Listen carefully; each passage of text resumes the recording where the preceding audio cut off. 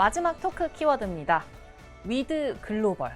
저는 이 주제를 보자마자 위드 코로나가 떠오르더라고요. 교수님은 어떤 의미가 생각나시나요? 국제사회와 함께 협력하지 않으면 풀릴 수 없는 대단히 난제, 북한 비핵화 문제죠. 네, 맞습니다. 말씀해 주신 것처럼 많은 국가들의 관심이 필요한 게 또 북한 비핵화 문제인 것 같아요. 그러면 이 한반도 비핵화를 위해서 국제사회는 또 어떤 협력을 해야 할지 그 부분 얘기를 좀 나눠볼까요? 네. 진짜 북한이 핵을 내려놓는다면 통일도 성큼 이루어질 수 있다는 느낌이 와요. 네. 북한의 핵이 있는 한 한반도 평화는 말할 것도 없고 통일은 요원해지지 않겠다는 생각이 들다 보니까 북한 핵 문제를 예사롭게 봐서는 안 된다는 생각을 하게 되고요. 근데 북한 핵 문제는 묘하게도 이 국제사회의 협력이 없이는 해결할 수 없는 구조적인 상황으로까지 발전되고 있다고요. 그렇게 봤을 때 이 북한 핵 문제를 푸는 우리의 비결은 어느 한 가지만 올인해가지고 풀릴 수는 없다고 봐요. 그래서 북한 핵과 관련해서 예상될 수 있는 사태를 예측을 하고 그런 사태가 일어났을 때 우리는 어떻게 돼야 될 것인가를 거의 동시에 준비해 나가면서 해야 된다. 그래서 저는 그 북한 핵 문제는 다음과 세 가지 시나리오가 전개되지 않겠나 생각이 돼요. 네. 하나는 협상을 통해서 북한 핵을 내려놓는 거죠. 두 번째는 어떤 핵 분축 협상이라고 할까? 그러나 여전히 핵은 갖고 있는 겁니다. 사실상 핵 보유 국가가 되는 그런 상황이 전개될 가능성도 있고요. 또 하나는 도저히 핵을 가지고는 핵으로 대응하지 않으면 안 되는 상황이 벌어질 수 있을 것 같기도 해요. 그랬을 때 핵을 완전히 무용지물화 시킬 수 있는 전략은 우리도 같이 핵을 개발하는 겁니다. 근데 그것이 국제사회의 협력과 지지가 없이는 대단히 어려운 상황이 되어버리고 있는데, 그래서 첫 번째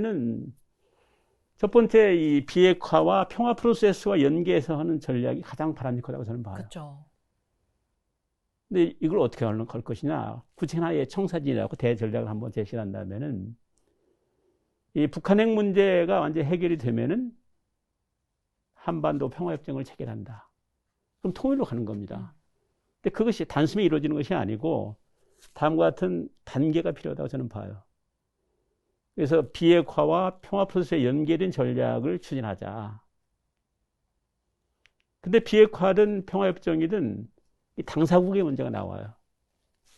근데 비핵화 문제를 미북 간에, 북미 간에만 해결한다? 그건 있을 수가 없는 거죠. 핵 문제는 우리 국가의 사활이 걸린 중차대 문제예요. 근데 우리가 거기에 참여하지 못하고 방관자적으로 나선다? 이건 있을 수 없다고 봐요. 그래서 놀랍게도 중국도 북한 핵 문제를 요즘은 이상하게 보고 있는 것 같아요. 북한 핵이 오히려 미중 간의 패권 경쟁에서 앞에서 막아주는 전략적인 완충 역할을 한다는 그런 생각을 갖고 있는 것다. 그래서 그런 상황이 벌어지다 보니까 참 핵 문제가 참 풀릴 수가 없다고 해요. 네. 그래서 어떤 여기에 대해서 분명 의기투합이라고 할까? 이것이 필요한데 북한 핵 문제를 풀기 위해서 협상 당사자가 결정을 해야 된다. 그러니까 남북 미중 4개국이 직접 관계가 있기 때문에 참여를 하자. 그리고 핵을 폐기시킨 이후에 엔드 스테이트가 뭐냐에 대한 명확한 컨센서스가 이루어진 상태에서 핵 문제를 해결해 나가자. 그래서 그 하나의 도표로 좀 표현하기 어렵습니다만은 이 비핵화 프로세스가 하나가 있고요. 평화 프로세스가 하나가 있고요. 그 사이에 한국을 포함한 핵심 관계 국가들이 상응하는 어떤 좋지 않은 그런 프로세스가 하나 있을 것 같고요. 네. 그래서 그 하나 쭉 한번 말씀을 드린다면은, 자, 이렇게 협상 당사국도 결정이 되고, 비핵화 협상을 위해서, 평화 협상을 위해서는 그 당사국도 결정이 된다면은, 그 엔드 스테이트에서 결정이 된다면, 바로 평화 협상을 하자, 비핵화 협상을 하자 이거죠. 그렇게 해가지고 비핵화 협상에서 1차적으로 북한이 해야 될 것은 모든 핵과 미사일의 생산을 중단하는 거죠. 통제시키는 것이 우선적이고, 그리고 지금 가지고 있는 자기들의 특수 전략 무기들을 신고하는 것이 필요합니다. 정확하게 우리는 어디를 가지고 있다. 그런 단계가 되면은 이 제재를 해제시켜주는 거예요. 일정 부분은. 네. 보상을 해줘야죠. 예, 보상을 해주는 건데 그게 하나 있다면은 개성공단을 가동시킨다랄지 판문점 관광 뭡니까? 판문점 관광과 저쪽 그 금강산 관광을 재개하는 것도 할 수가 있고요. 또 그 단계에서 좀 어려울 수 있습니다만 이런 것들이 갈수록 조치가 된다면은 미북 간에 또 남북 간에 연락사무소를 새로 경화하는 거예요. 그럼 상당한 정도의 그 적대 관계를 정리한다는 신호가 되거든요. 그렇죠. 그렇게 해서 2단계에서 북한의 주요 핵 위협 시설들을 완전히 제거시키고 그러면은 상당한 정도로 그 제재도 완화시켜주면서 북한의 그 수출도 하고 또 노동자들도 해외에서 활동할 수 있도록 길도 터주고 또 IMF랄지 월드뱅크 같은 데에서 북한이 개발할 수 있도록 지원도 아끼지 않고 이런 거 해나가자 이거죠. 그러면서 또 남북한 간에는 그런 평화체제가 부식될 수 있도록 군비 경쟁이 아니라 군비 통제를 하는 거죠. 군비 경쟁이 가열화되면은 전쟁을 할 수밖에 없어요. 그래서 그 군비 통제의 방향으로 계속 나가는 거죠. 예를 들면은 공격용 무기를 배치하지 않는다. 그다음에 훈련도 공격을 전제로 한 훈련을 하지 않는다. 또 남북한 간에도 어떤 재난이 닥쳤을 때 같이 공동으로 나가서 재난구조 작전도 한다. 뭐 이런 등등의 활동을 해 나가면서 남북한 간의 신뢰가 구축될 수 있도록 하기 위한 구체적인 조치들을 해 나가는 것이죠. 네. 그리고 완전히 이제 북한이 핵을 폐기한다. 그리고 모든 제재도 해제시켜주고 북한이 체제도 보장해주고 그러면서 그 직전부터 이제 우리 평화협상을 해가지고 평화협정을 완전히 또 체결하는 이런 단계로 발전시켜 나간다면은 핵 문제도 해결해 나가고 한반도 평화체제를 정착시킬 수 있는 그런 것이 되지 않을까.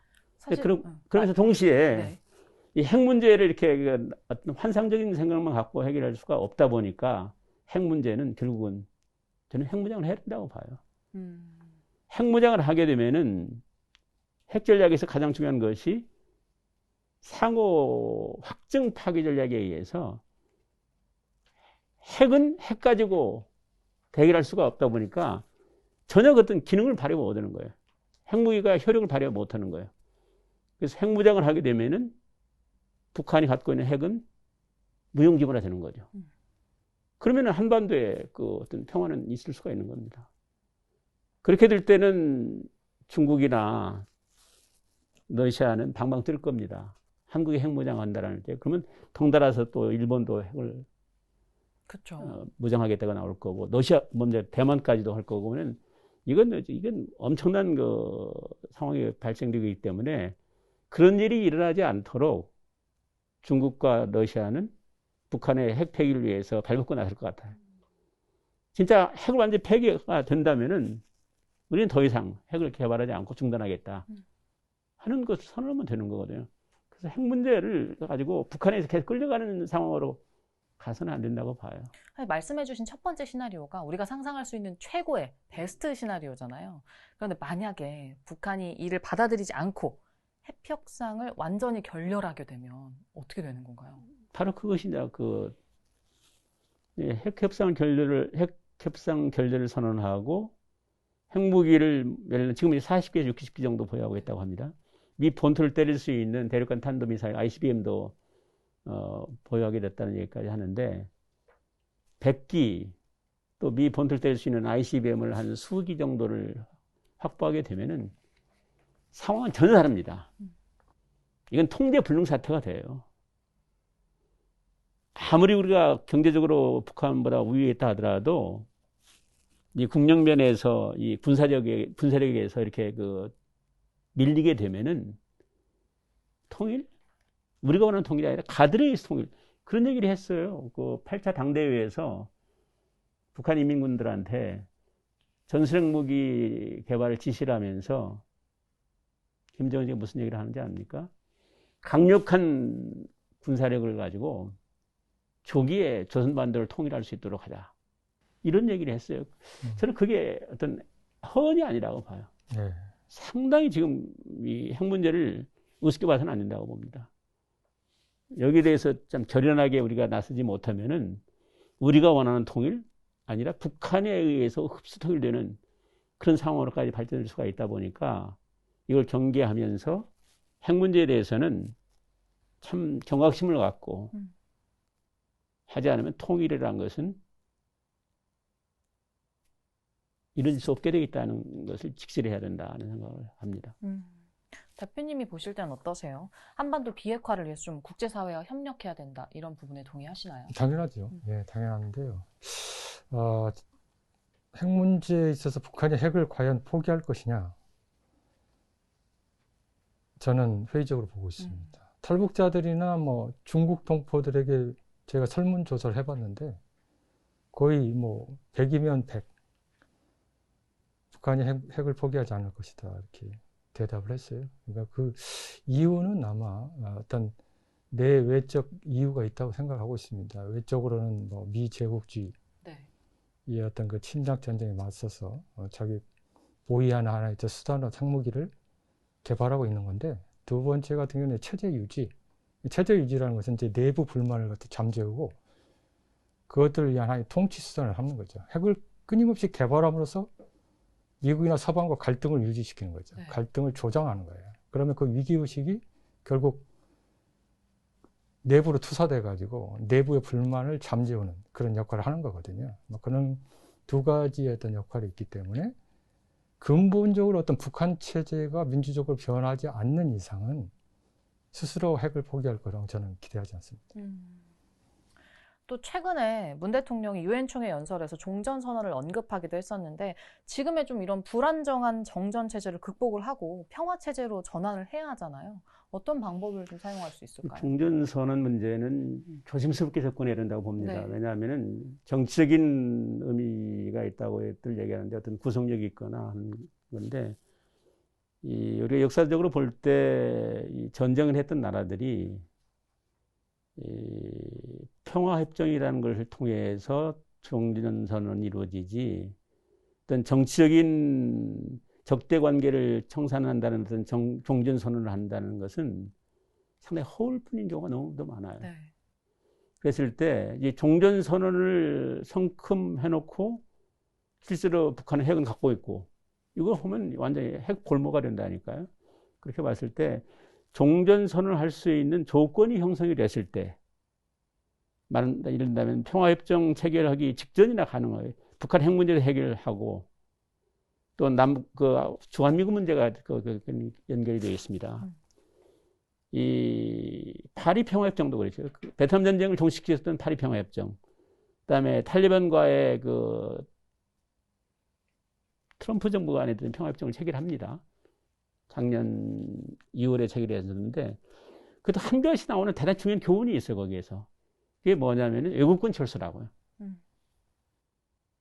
근데 적대 세력인 그 탈레반이나 공산 베트남은 통일의 가장 큰 걸림돌이 외세라고 봤어요. 그래서 외세를 한결같이 철수하는 것을 주장하면서 평화협정에 담으려고 했다고요. 그래서 그걸 관철을 시킵니다. 그래서 다 외세가 다 나가요. 만약에 북한도 실질적으로 6.25 전쟁 때 미군이 참전하지 않았으면 우리는 끝났어요. 적화됐다고요. 그래서 통일의 가장 큰 걸림돌은 주한미군이라고 저는 봅니다. 그랬을 때 주한미군을 철수하는 어떤 평화협정을 체결한다면은, 근데 그게 이제 종전선언 자체도 전쟁이 없는 상호관계를 정리하는 것이 종전선언인데, 북한의 위협 때문에 미군이 주둔하고 있지 않느냐. 근데 더 이상 북한으로부터 위협이 없는데 왜 너희들이 주둔해야 돼? 그래서 주한미군이 빠져나간다고요. 그리고 유엔사가 있는데, 유엔사도 정전협정을 관리하는 대단히 중요한 실체인데 그 유엔사가 해체되어 버린다고. 그러면은 지금 이 정전협정을 준수하지 못하게 되면은 끊임없이 북한이 무력 도발한다고. 그렇게 됐을 때 이 종전선언 문제는 대단히 조건과 시기와 여러 가지 것들이 합의가 이루어져야지 상황 여건이 형성이 돼야지 무조건 종전선언을 하면서 이것을 어떤 비핵화의 어떤 입구로 생각을 하고 그건 아니라고 저는 봐요. 그러나 종전선언이 이루어진다면은 모든 조건이 갖춰지는 것이죠. 핵 문제도 상당히 진전이 이루어지고 남북한 간의 어떤 그 갈등 관계랄지 긴장 관계도 해소가 되고 하면은 종전선언 하나 못할 이유는 없죠. 근데 여기서 이제 우리가 중요한 요소가 하나가 있는데 중국이라는 세력이 한반도 평화나 통일에 어떤 영향을 미칠 것인가에 대해서 주목할 필요가 있습니다. 분명히 중국은 6.25 전쟁 때 참전했잖아요. 네. 그러다 보니까 당사국이라고요. 중국이 빠진 상태에서 한반도 평화체제를 구축한다? 그건 불가능하다고 봐요. 근데 요즘 지금 보면은 많은 분들이 그걸 인식을 못하고 있는데 중국이 그런 역할을 못하고 있어요. 1994년도입니다만은 군사정전위원회에서 중국 측 공산권 대표들을 소환했다고요. 북한은 이미 그 군사정전위원회 공산 측 대표를 철수시켰다고요. 그건 뭐냐면 이 정전협정을 무시한다는 얘기거든. 이 현 정전체제를 인정을 하지 않겠다는 거예요. 지 멋대로 하겠다는 것인데 이런 것들이 제대로 복원되지 않으면 안 된다. 그래서 판문점에서 그 군정위가 운영이 되고 있는데 판문점에서 군정위는 이 남측에서 우리 측은 유엔사가 또 북한 측 공산 측은 중국과 북한 측 대표부가 와 있어야 된다고요. 와서 예를 들면 북한이 어떤 무력 도발을 하거나 하면은 정전협정 위반한 거 아닙니까?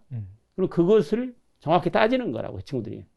그런 일이 없도록 하는 이런 이 정전 체제를 정상화시킬 수 있는 조치들을 하고 그 가운데에서 정치 지도자들 간에 진짜 한반도에 전쟁은 없어야 된다는 것이 그 평화협정입니다. 그 평화협정을 맺으면 전쟁을 종식시키는 그런 국제법적인 선언이 되다 보니까 그런 절차를 밟아야 된다고 봤을 때 중국이 한반도 운명에 대해서 가장 중요한 역할을 한다. 중국을 무시하고 미국만은 생각해서는 안 된다.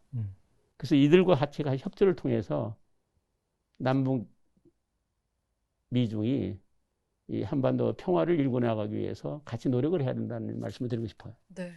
남북 미중 정치 지도자 간에서 전쟁 종식을 선언해야 된다 이렇게 얘기를 해주셨는데요. 대표님이 보실 때는 어떠세요? 정전 체제에서 평화 체제로의 전환하는 게 가능하다고 좀 쉽다고 생각을 하시나요? 뭐 4대 강국의 이해관계가 다 지금 있기 때문에 쉽지는 않을 걸로 생각하고요. 미국도 아마 지금 종전선언 반대할 거예요. 내가 보기에는. 왜냐하면 지금 그 종전선언 문제는 한반도 문제만이 아닐 것 같아요. 왜냐하면 미중 패권 전쟁이 이렇게 가속화되니까 결국은 지금 미국의 주 전략은 중국에 대한 방어거든요. 네. 중국 패권이 확장되는 걸 방어하기 위한 건데 결국 그것은 한반도에 있어서 미군의 주둔의 역할이 더욱더 커지고 있어요. 그렇기 때문에 그런 측면에서 미군 철수를 갖다 유도할 수 있는 종전선언은 미국이 아마 반대할 것 같고요. 지금 중국 정부가 기존의 어떤 덩샤오핑 시대의 어떤 개혁 개방 정부가 아니라 지금 패권 지향이면서 권위주의 통치체로 돌아가고 있기 때문에 미국에서 중국에 대한 그 신뢰가 없는 상태입니다. 그렇기 때문에 그런 측면을 봤을 때는 미중 간의 신뢰도 깨졌고 또 패권 전쟁이 격화되는 입장에서 미국에 있어서 한반도의 종전선언은 별 관심사가 아닐 것 같다는 생각이 듭니다. 그래서 그런 측면에서 우리가 거기에 매달릴 게 아니라 결국은 그것보다 더 중요한 그 문제를 갖다 우리가 다루고 그것들을 이루어 나갈 수 있도록 해야 되는데 그건 결국 한민족 주도의 통일 역량을 기르는 것. 그리고 그것은 뭐냐? 올바른 비전, 코리안 드림의 비전을 중심하고 우리 민족 모두가 단합된 힘으로 국제사회의 한반도 통일을 어필할 수 있는 그런 역량을 갖추는 게 중요하다 생각을 하고 있습니다. 네. 말씀하신 것처럼 한반도 주도의 통일 역량을 기르는 게 가장 중요할 것 같은데요. 그와 동시에 또 통일이 가능한 환경을 조성하는 것도 중요하잖아요. 어떻게 생각하시나요, 교수님? 그렇죠. 이제 이 동북아 질서라는 것이 말씀드린 이게 냉전 질서가 온전하고 있는 거거든요. 그 갈등과 대립과 충돌의 질서인데 이런 동북아 안보 환경이 계속 충돌하는 대립 질서로 계속되는 한 한반도 통일은 어렵게 되어 있습니다. 그렇게 봤을 때 우리도 노력해야 되는 것이 뭐냐면은 주변국가와의 관계가 갈등과 적대 관계로 발전되지 않도록 협력과 공존의 관계로 발전될 수 있도록 놀라운 노력들을 해야 된다고 봐요. 네. 근데 참 다행인 것은 그런 그 소재들이 꽤 많습니다. 그렇게 함께 더불어서 할 수 있는 그 소재가. 예를 들면 북한 핵 문제에 대해서는 한미일 간의 군사공조 시대를 구축을 해야 된다고 봐요. 또 미래 우리 운명과 비핵화 문제를 포함을 해서 한반도 운명에 대해서는 중국과 러시아와 한미 중간에 3자 전략 대화가 참 필요하다고 보는 거죠. 그리고 러시아를 무시할 수가 있는데 러시아가 상당히 북한의 입장에서는 중국보다도 러시아를 더 중시하고 있다고 네. 봐요, 저는. 그래서 러시아의 도움이 없이는 통일도 어렵다는 차원에서 러시아와 협력 관계를 강화시켜 나가는 것들도 이 통일에 성큼 다가설 수 있는 여건 조성이 된다는 거죠. 그래서 이런 그 주변국들과의 어떤 경우도 적대 대립 관계, 각을 세우는 그런 관계가 되지 않도록 노력을 하는 것이 결국은 통일을 이루어낼 수 있는 길이라는 것을 인식할 필요가 있다고 봅니다. 노력 없이 이루어지는 게 없는 것 같은데요. 이렇게 위드 글로벌, 국제사회와의 협력 방안에 대해서 살펴봤습니다. 통일 톡톡톡 오늘은요, 통일 한반도의 미래와 비전, 그리고 국제 협력에 대해서 김백산 대표님, 그리고 정경영 교수님과 함께 얘기 나눠봤는데요. 두 분 오늘 어떠셨는지 좀 궁금해요. 먼저 교수님부터 말씀해 주세요. 말씀드린 무거운 주제잖아요. 이게 무거운 주제인데 이렇게 얘기를 대화하다 보니까 상당히 어떤 공통점, 야, 참 통일해야 되겠다는 그런 의지도 갖게 되고요. 대단히 의미 있는 대화였다고 봅니다. 네, 저도 오늘 또 함께해서 너무 반갑고 기뻤습니다. 대표님은 어떠세요? 오늘 또 서인택 회장님을 대신해서 참여하셨는데 어떠셨나요? 네. 처음이라서 많이 떨리는데요. 대화를 통해서 교수님께 많이 배우고 또한 제가 또 통일을 위해서 더 노력해야겠다는 결의를 다지는 시간이 됐습니다. 네. 저도 두 분 덕분에 정말 많이 배우고 간 시간이었는데요. 시청자 여러분들도 유익한 시간 되셨길 바라고요. 저희는 다음 시간에 통일 톡톡톡으로 다시 찾아뵙겠습니다. 시청해주셔서 감사합니다. 감사합니다. 감사합니다.